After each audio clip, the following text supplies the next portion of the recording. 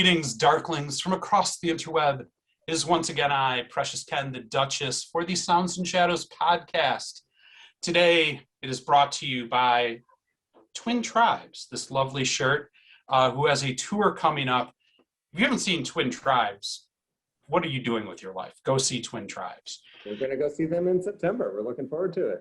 Nice. I have with me the beautiful and talented Miss...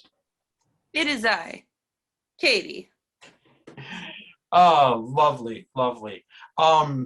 We also have, as always, a very special guest, and this is a great one, a band that I'm a big fan of and have got to witness the evolution of, which is always really fun when I've been into a band for a while and have seen a couple albums come out and just seen them grow.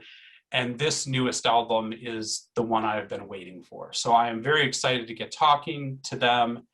Ashes Fallen from Sacramento, California. Greetings and welcome to the show. Thank you so much. We're very pleased to be here.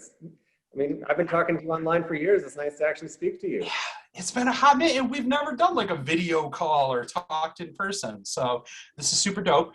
Let's start out. Why don't you go down the line and everybody in the band say hi and what it is you do. Although, James, when you get to, I would prefer if you used your official title that I've given you. Yes. All right. As you wish, Precious Ken. So I'm Jason, and I play guitar. Yeah, you do. Play the hell out of it. Oh, thank you. Hi, I'm Michelle. I play percussion, keyboard, backing vocals, and I'm art director for Ashes Fallen. Excellent. And I am James. I am the sinister guitar lord. Goddamn right you are. I'm also the lead vocalist, the producer. Writer. Everyone writes, but I do a lot of the writing. All kinds of stuff. So why don't you start out by telling me, especially because I love talking to a band that has a special relationship. And I feel like you guys really have that with the two of you and, just your songwriting process. Tell me how this project came together and how it came to be Ashes Fallen in its current form. Sure. Well, Jason and I actually have a very long musical relationship. We started playing together in the late 90s in a band called Spit Kiss. And That's then, way back. yeah, it was sort of an industrial metal band, but we kind of quickly realized that when we both joined the band that A, we didn't quite fit in, and B, there was a lot of things we had in common in terms of stuff we were into. And so he and I ended up doing a few bands together. We had a sort of a gothic rock band, a lot more sort of brooding and mopey than what we're doing now, which is called Dreams of the Fall. And then we had a more sort of industrial rock band called Control Theory. And we've remained friends all this time, but then we didn't play together for quite some time. And then in 2008, Michelle and I first got acquainted when I was working on a solo album. She wasn't a musician at that time, but we really bonded over music and art, and she became the designer on my solo album, which came out in 2009. She made this fantastic jacket that I still own, even though we'd never even met in person. And then, fast forward a few years and we got together and got married, and she moved to the United States. And then I sort of decided I didn't want to be James Perry anymore. I really wanted to have a proper band. And she was always just so full of great ideas and was always there helping. And she's always so good at sort of pointing me in the right direction, saying, okay, that's dumb, you shouldn't do that, or you need to do more of that. And in particular, she would tell me, I need to do more of that sinister guitar lord stuff. Because she'd be at the shows and she'd see what people react to. And that's actually one of the really important things that Michelle brings to the band. Is she's so good at seeing the audience perspective. Because, Jason and I, we've been musicians so long, we're just kind of so far up our musician asses that... Whereas, Michelle has that outside perspective, and she could see, okay, people are really reacting to this one. That one, not so much. Let's do some more stuff like that. I know well the importance of having a wonderful woman to rein in your stupid ass bullshit.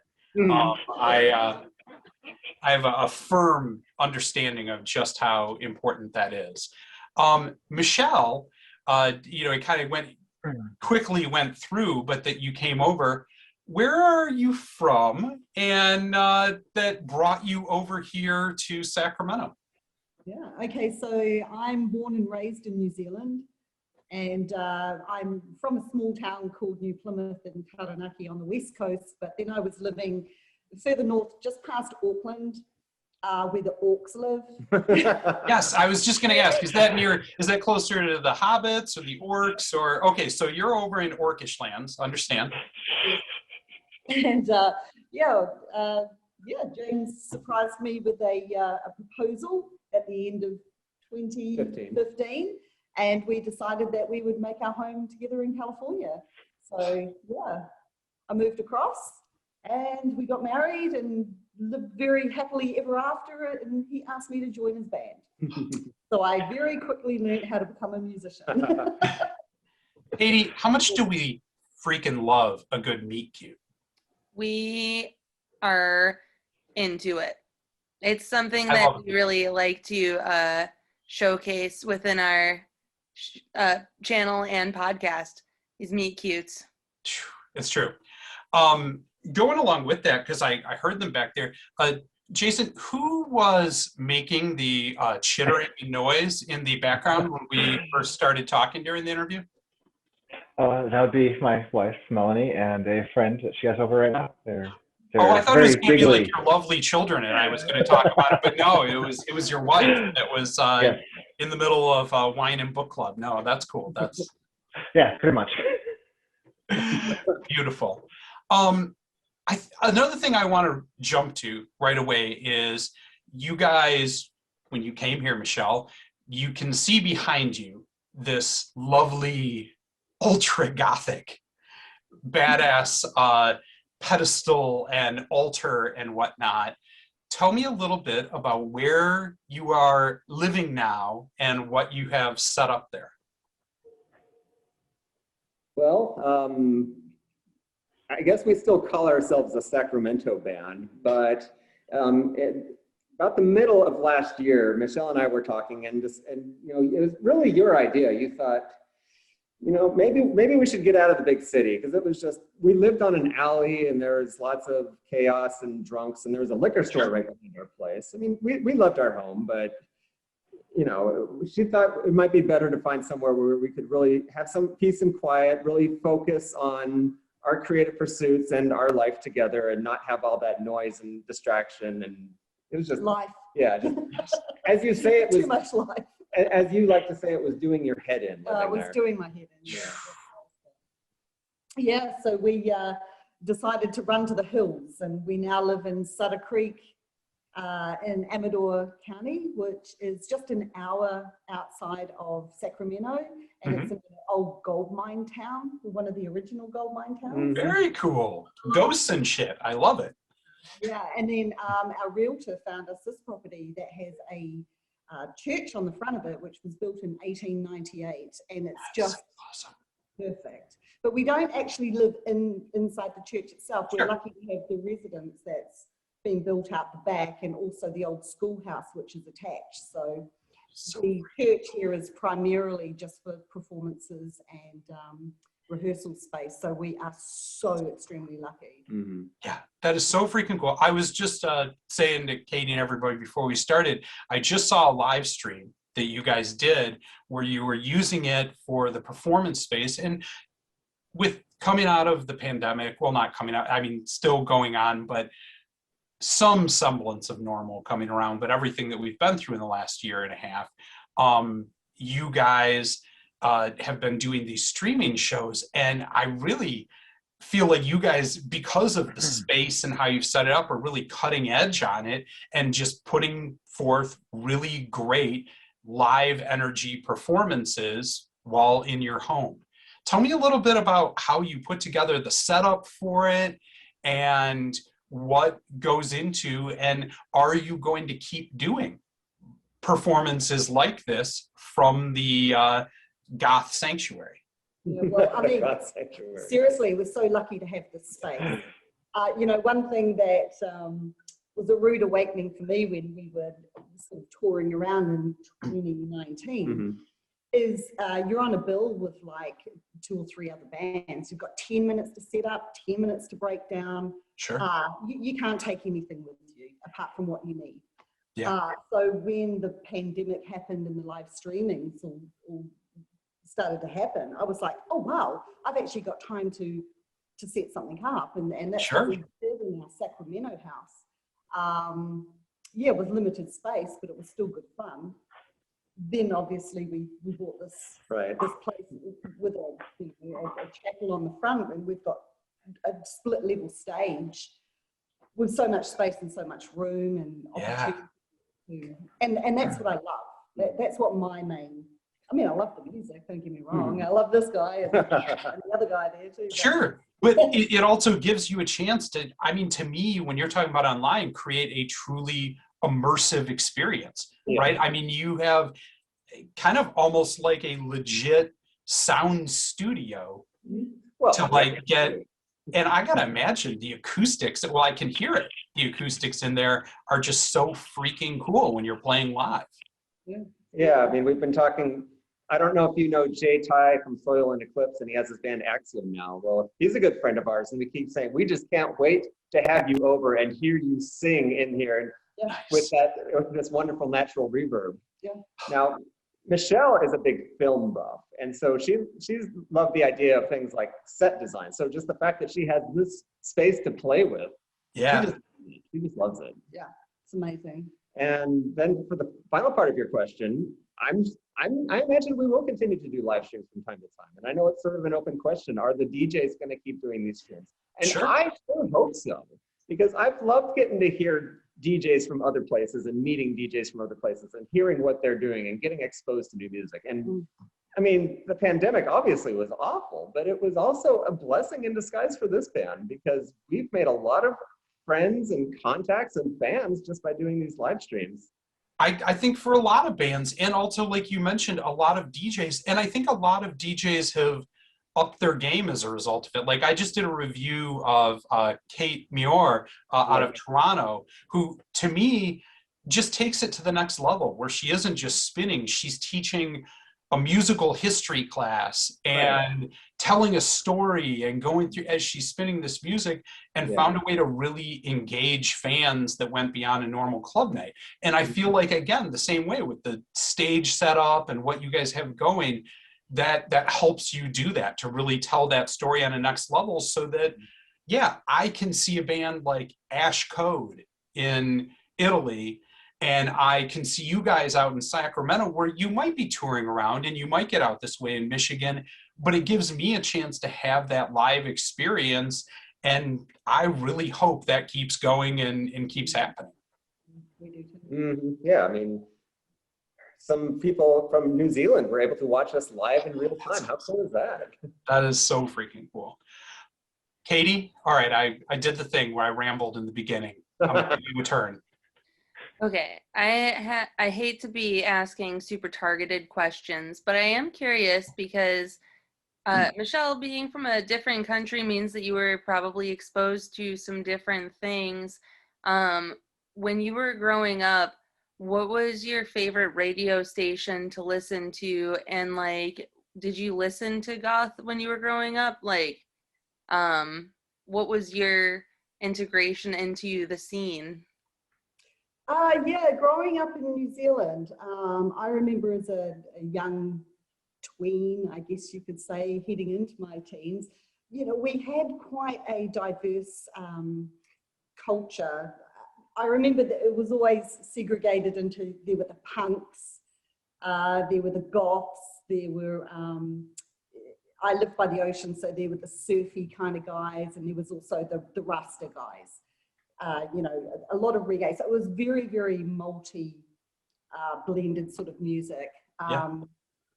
Growing up in my household, one of my brothers used to listen to Iron Maiden and AC/DC and Judas Priest. Nice. My other brother was listening to Dire Straits, Genesis and Wings. And I'm sitting in my bedroom listening to The Cure, Echo and the Bunnymen, The Damned, and you know, so it was just so diverse. Yeah, so we did have pubs and clubs. that we used to go to. So yeah, but it's a lot bigger here in the United States, obviously. My first experience of walking into goth clubs, I was just like, wow, okay, these people are doing it. This is what I always imagined it would be like. So that's been amazing. It's been really good. Love it. I'm totally ready to move on to the questions about the album that's coming, or the sorry. I'm totally ready to start moving on to questions about the album and the new video and stuff. But Ken, if you have anything else you want to cover first, then. No, I want to do that too. I want to talk about, I'm so geeked right now to talk about this. And James, like I said, I've been listening for a while, been a fan of yours for a while, ever since kind of the Ashes Fallen self-titled album, and first heard you play guitar and was struck by just that. Like, goth music has evolved into so many things. And I think sometimes it got away from the kind of origins of like that early goth music, that guitar was a centerpiece from it. But I hear so much on that first album an LA influence too, or like a California influence of like your Motley Crue and your hard rock, and blended in with the goth. And this album, I think, finally was where I felt you hit the exact median point of amount of goth to amount of rock. and it's the album I've been waiting for, and it is very, very exciting. So, Katy, did you want to start out asking about the new album? So your storytelling is amazing on the album lyrically, and I love the instrumentation. Would you want to walk us through some of the process of writing some of your songs on this new album? Sure. So the album was mostly written during the lockdown. There were a couple of songs that we started before, which were the singles that we put out last year, Thy Will Be Done and We Belong Nowhere. As far as the process, I mean, some of the songs I wrote on my own. There were a few songs where Jason brought a riff in, and then of course the one that Michelle and I really wrote together was Vampira, the Ballad of Mila. That song it's a freaking jam. Yeah, that was, you should probably sort of talk a little bit about why we did that one. Because I love Vampira. I think she's amazing. But because we also wanted to tell the story of her life. So it wasn't just so much about Vampira, the glamour ghoul character. It was more, to do also with Mila's story. Hit me a little with it, because I mean, I'm a bit familiar, but not all of our viewers might be as much. Tell a little bit about that story and, how that interlaced with your song. Okay, so Mila Numi came to Hollywood looking for stardom. She went to a Belle Carib dressed as what she would admit to calling Charles Adams's Morticia, who actually didn't have that name at the time. Right. And the producers there saw her and went, oh wow, come see us. Yeah. She kind of adjusted her outfit a little bit so it wasn't too much Charles Adams. Added a bit of Betty Page, a bit of seduction and dark mistress into it. And they gave her the role of the horror hostess of late night sort of horror films on a local network. And of course, people just lost their minds over it. Sure. There was nothing around at the time that was anything like what she was doing. But unfortunately, it lasted only about 1.5 years, and the network dropped her because of some media garbage, fake news stuff that she had something to do with the death of James Dean, which is crazy, like she was some sort of voodoo witch. Or I do this quoting because it's just, where did you get that from? Yeah, so she kind of tried to keep the Vampira alive for many years, and they were going to revive it in the 80s, and she was in contact with the network, so they're reviving this character, but she wouldn't give in to their demands. She wouldn't sign over copyright of her character, etc. So they went, oh, okay, well, don't worry about you. See you later. Enter Elvira. Right. And basically gave it to a younger, fresher 80s face. And Mila got nothing. She took it to court. Obviously, she had no money.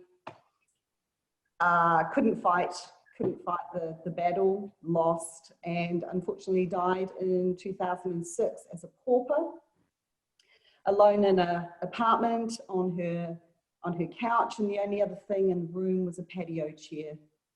That's all she had, and it's just sad. Yeah, tragic story. Someone who created such a huge sort of, it's like pop culture now, like right.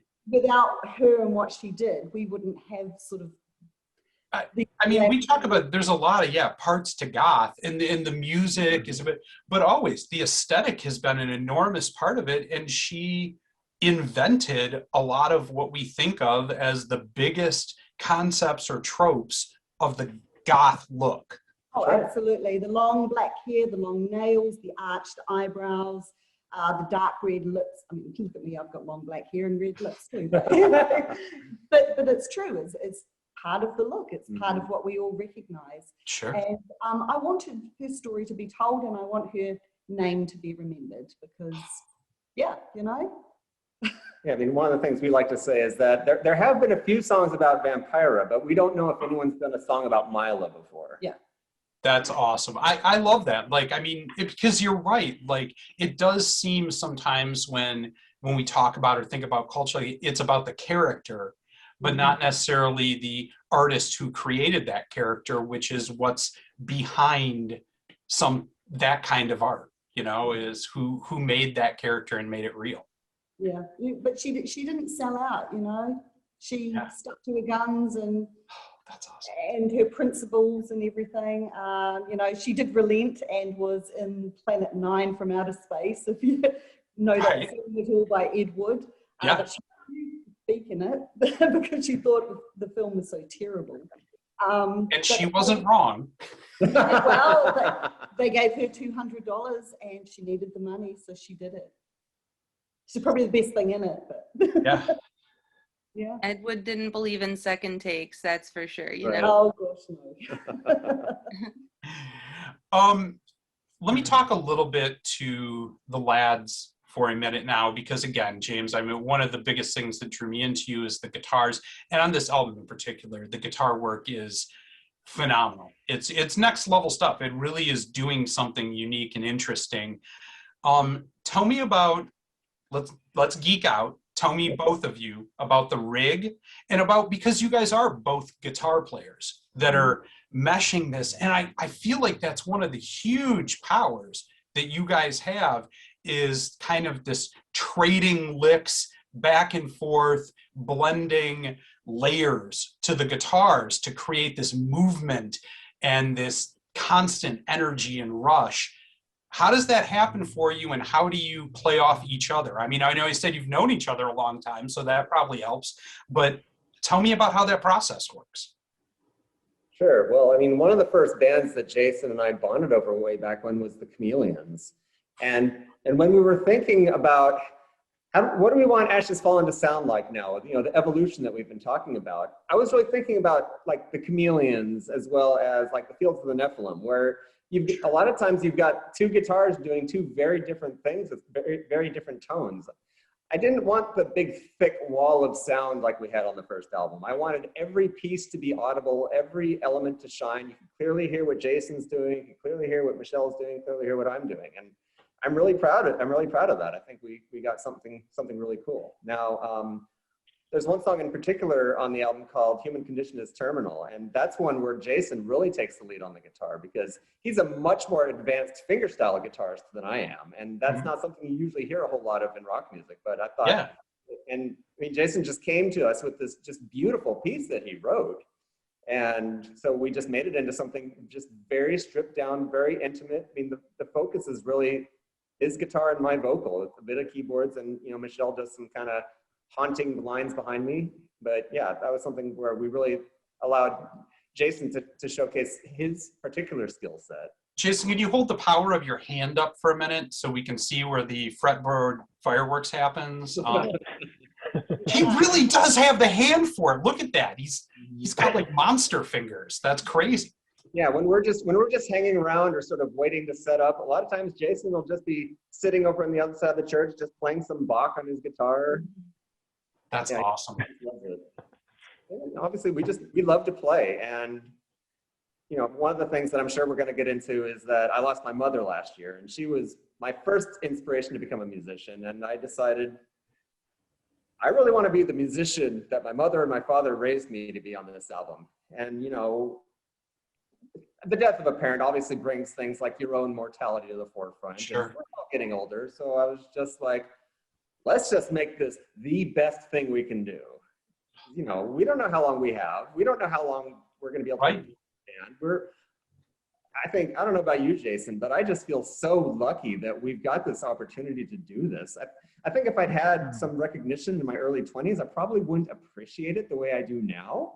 Sure. I mean, we've been doing this for so long, and Jason and I have been in a couple of bands that nobody really cared about. But I mean, Ashes Fallen is starting to gain some recognition, and You guys were the #1 album on Bandcamp for goth music the last time I looked, which is freaking awesome. I mean, that's the world, like. Yeah, it felt pretty good. Black Angel's ahead of us right now, but hey, they're great. I have no problem with that. Yeah, I mean, that is always great too when it doesn't feel like a competition. It's two bands that respect each other. And I know that, I talked to Black Angel and they say the same thing, and I love seeing that kind of a camaraderie between. Yeah. I've spoken to Matt quite a few times, and he's a that good guy can freaking shred too. Oh, we'll do a show together sometime. I would love to. Jason, since you didn't nerd out for me on that, James, I want to hear, Jason, because you've been pretty quiet. Tell me about your rig, baby. Tell me the details about what you're playing, amp and guitar wise. Well, I just recently decided I didn't want to deal with a guitar amp anymore because they're heavy and they're big and they take up a lot of space. So I'm right there with screw amps. So I picked up a little Strymon Iridium pedal modeling thing, whatever. So that's really nice. I just now have a pedal board with just a few simple pedals and a wireless, and it's just a rack I can set down and plug into. And what kind of axe are we grinding here? So for the heavier songs, I'm using that, which is something my friend's dad made. Cool. So it's pretty custom.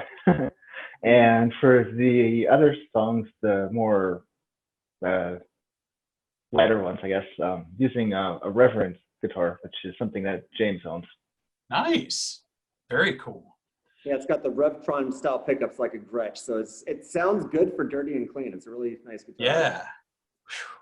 Great tone on this album for the guitar. I wish Colin was here to nerd out about the tone. I had to take that one, but I'm not as good at it as he is. Okay.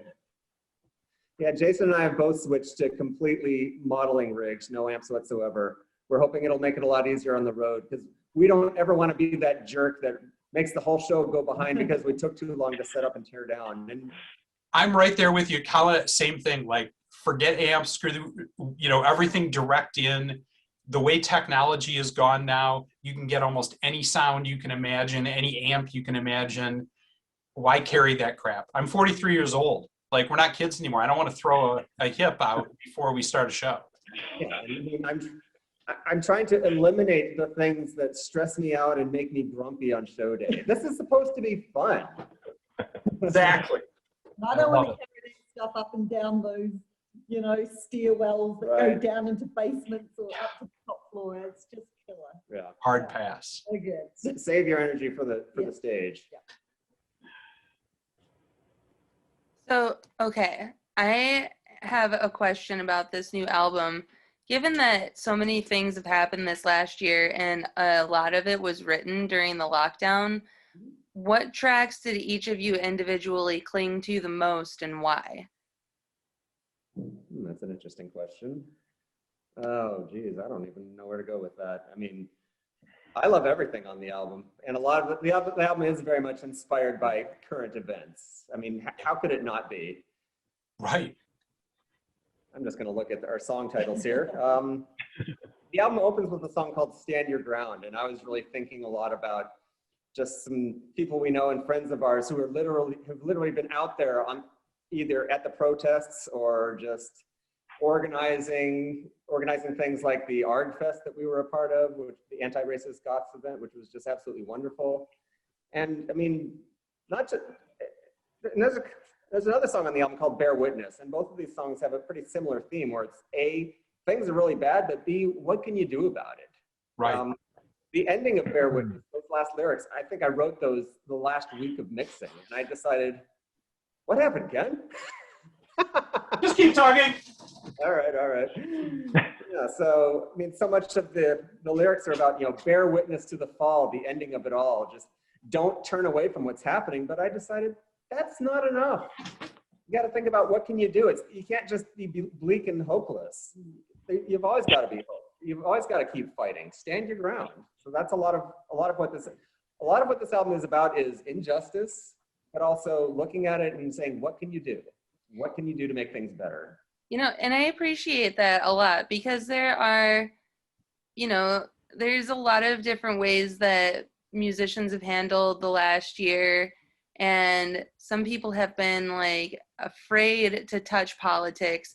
But at the same time, it's one of those times where it's like you can't not be political. And it's almost important for people to know kind of where you're at if you're going to be an artist in the scene. I don't know. I respect what you're doing with that, and I like both of those songs quite a bit. All right, Michelle, what about you? Is it Vampira? It's okay if it's Vampira. Oh, well, yeah. Actually, my favorite track on the album is Human Condition is Terminal. It just moves me. I just love it. I think it's just so beautiful. Just like James said, it's stripped down. It's really pretty. And my other favorite, I think, is the Thy Will Be Done. I love Thy Will Be Done. It's a jam. Yeah. Jason. I like its message. You know, God won't save us from ourselves. Well, whoa, I could get into a whole thing about that, but we're going to keep this music related for now. Jason, what about you? Was there a song that you really connected with because like what I'm loving about this right now is that you all are saying different tracks, which makes it such a well-rounded album that it's like there's a piece of everyone's heart in every single song. It's hard to answer. I think Requiem was really challenging to play, and so I spent a lot of time practicing that. Just I think the subject matter of that made it that much more important to get it down as well as I could.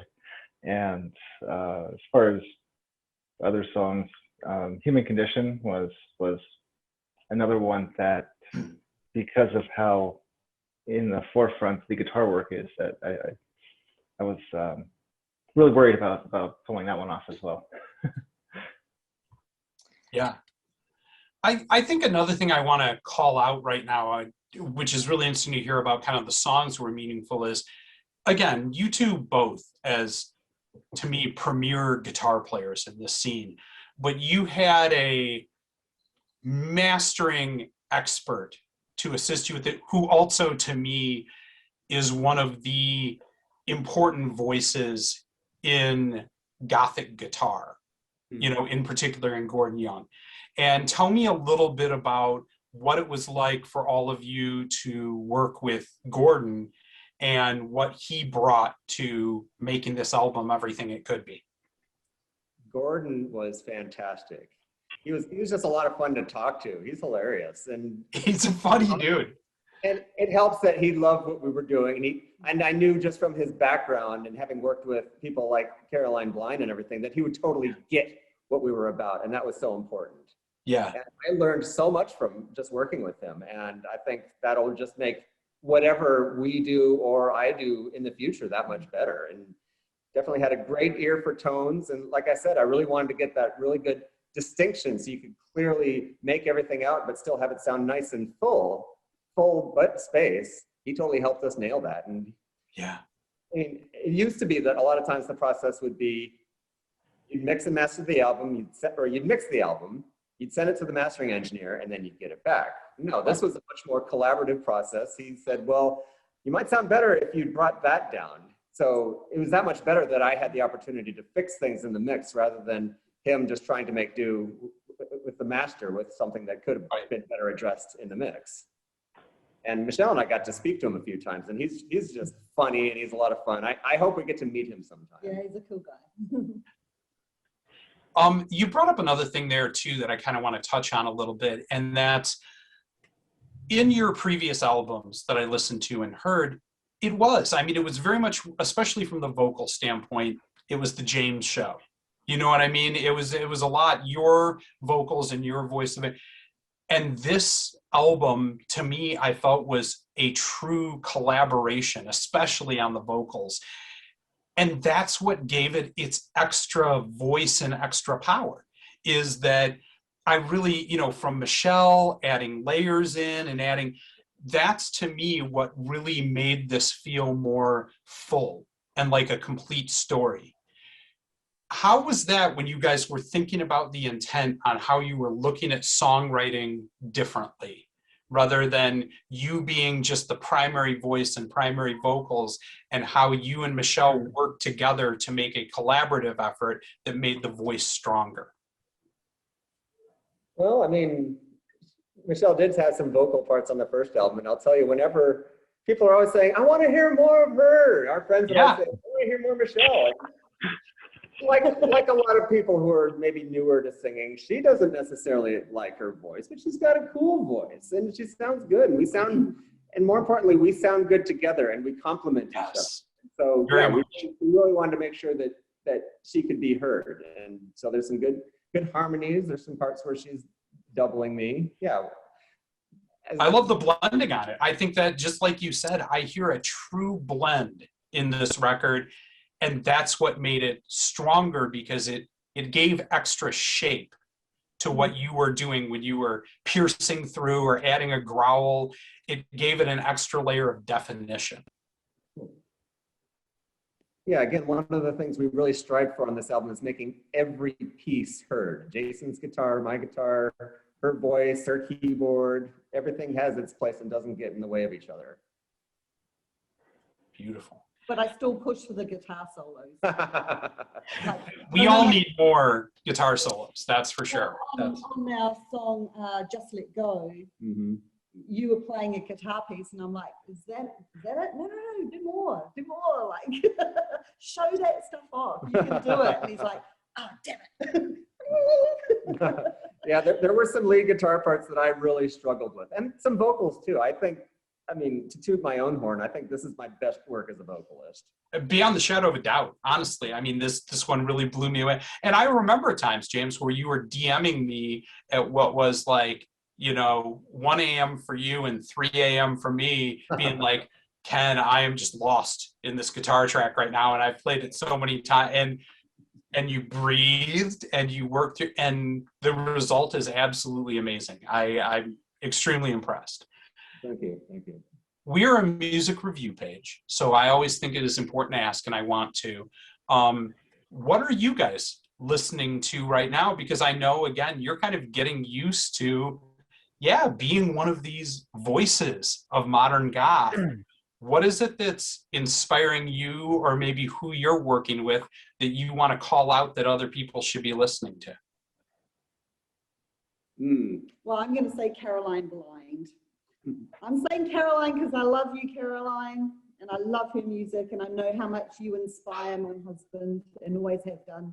So definitely Caroline. Caroline is an amazing treasure, both in her voice. I mean, I always say, we've interviewed Caroline before and talked to her, and like, I grew up as a kid, 17 years old, getting Sunshine Blind's album Liquid and playing it until the CD wouldn't work anymore, and then buying it again and playing it again. So I am with you. I'm a huge fan, and she's an amazing influence. And a wonderful person. Yes, and doing great stuff, not just talking about Liquid today, releasing brand new music that to me is some of the best of her career. Yeah, so have you heard that new version, all the work that Pilgrims of Yearning have been doing with Barry from Mephisto Waltz? That stuff's incredible. Yes, I love Pilgrims of Yearning and Jules. Just such an amazing voice and such an interesting song. Like, I love Pilgrims of Yearning is one of those bands that is truly, I feel like I'm transported when I listen to them. They feel like movement, like, you know, going to a different place where I listen to it and I feel like I went on a vacation to somewhere else. And I love that about their sound and music. Yeah, I mean, they've got their own sound, they've got their own fearless voice, and they're definitely not afraid to say what they think and be political and topical. Yes. But the collaborations they're doing with Berry Berry, it just sounds so much more three-dimensional. Yeah. Just sonically, it's just amazing. I love it. And it's just such a combination of two very distinct, different voices. I'm really liking what they're doing together, and I want to hear more. All right, Jason. No, you're not getting off the hook. I see you trying to look down. To no, what? Give me something that you're jamming right now. It doesn't have to be brand new, but whatever it is that you're enjoying. Yeah, it's hard because I've kind of taken a several year break from a lot of goth music and kind of been looking more into bands like Mogwai. Just looking for a lot of layers and not necessarily Did you say so Mogwai? dark. Mogwai. Very cool. I love Mogwai, dude. I didn't even know they were still around, but I was huge into them in the early 2000s. Yeah, definitely. Them. There's another band called Mono, which is really interesting. The lo-fi. I like it. Okay. An intriguing level to Jason. I like that. Katy, do you want to jump in with any other closing questions or thoughts? My final question, and arguably the most important, though it's not going to show up in the final cut, you probably saw I have my puppers with me. It's storming, so he's freaking out. Do you have any pets? Yes, we do. Yes. Yes, Michelle and I have a white cat. Her name is Ophelia. She's been with me for about 12 years now. We call her our little ghost kitty because she's white. And of course, we've got all our black clothes and we get her white hair all over everything. So you take her with her everywhere you go. That's right. She's been to New Zealand. Yes. On multiple occasions. We leave them everywhere. And she hangs out with me in my office when I'm working. She hangs out in the studio when we're working on music. She doesn't come out here, out to the chapel all that often, but she does like to sniff around out here from time to time. What about you, Jason? I know you've got some little friends over there. Yeah, we have two cats here, one named Ash and one named Ember. That's awesome. I love that. Jason, please tell us about your cats. They're cats. I don't know. One doesn't like anyone except me, and the other one's fairly friendly, I guess. You know, Ash adopted you though, didn't she? You didn't adopt her; she adopted you. Yeah, it was a stray that kind of found her way onto our property and didn't leave. I think that it's so nice that all of your animals seem to like that you play music. I also have a cat, and whenever I try to practice on my piano, she turns it on. Once I start singing, Ophelia is gone. Oh yeah. I didn't know that. Oh yeah. If she's in the studio with me and I'm about to start belting, she takes off. She doesn't want any part of it. Oh. My cats are very musical. In particular, Kappa is really only into if I do Smith's covers on an acoustic guitar. She'll sing along with me, and she's very into that. But has a very discerning musical ear. But that's her most exciting thing. If I am tooling around and practicing, I play anything else, and she's pissed and screams. But if I start playing the Smiths for some reason, that's what Kappa's into. Have you seen those videos of Anthony Hopkins playing the piano with his cat on his lap?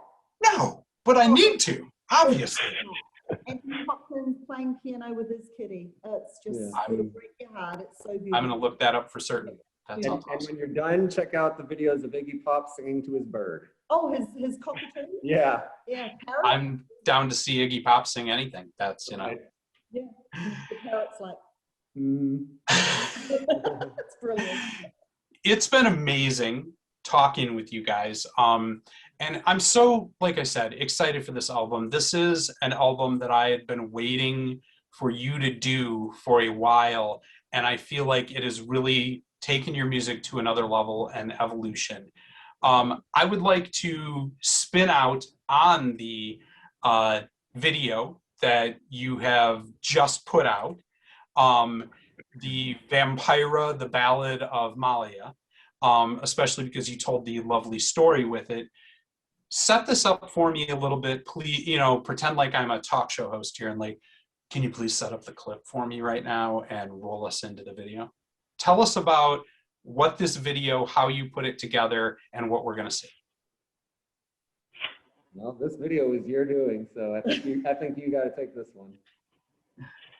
What am I doing?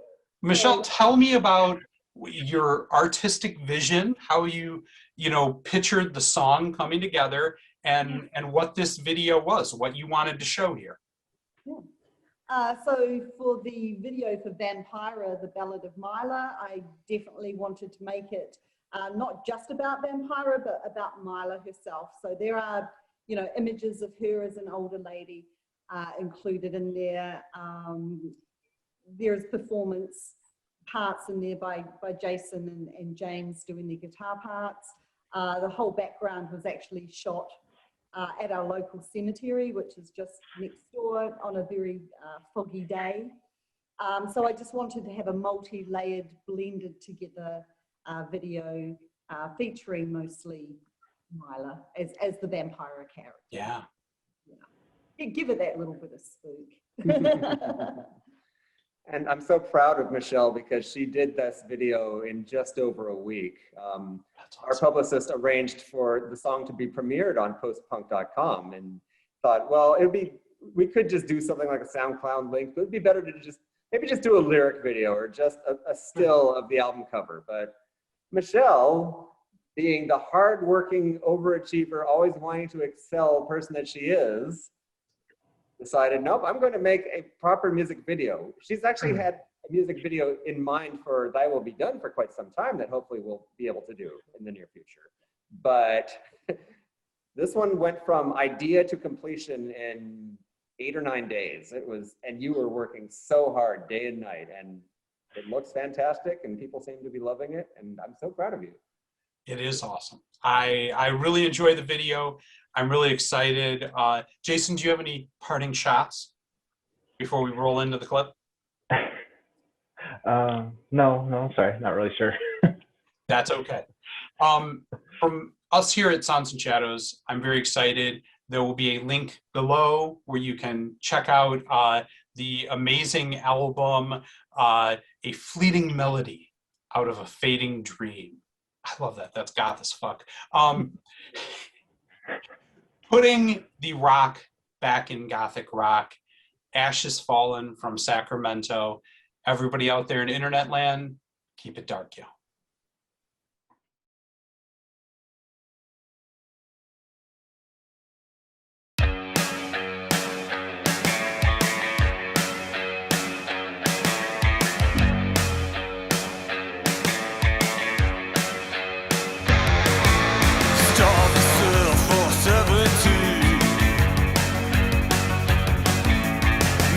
A vision of fantasy, Cinderella of the Valkyrie, talks the doctress of the tiny screen. You couldn't find the power that stole away your dream. I in a witching hour, I can't still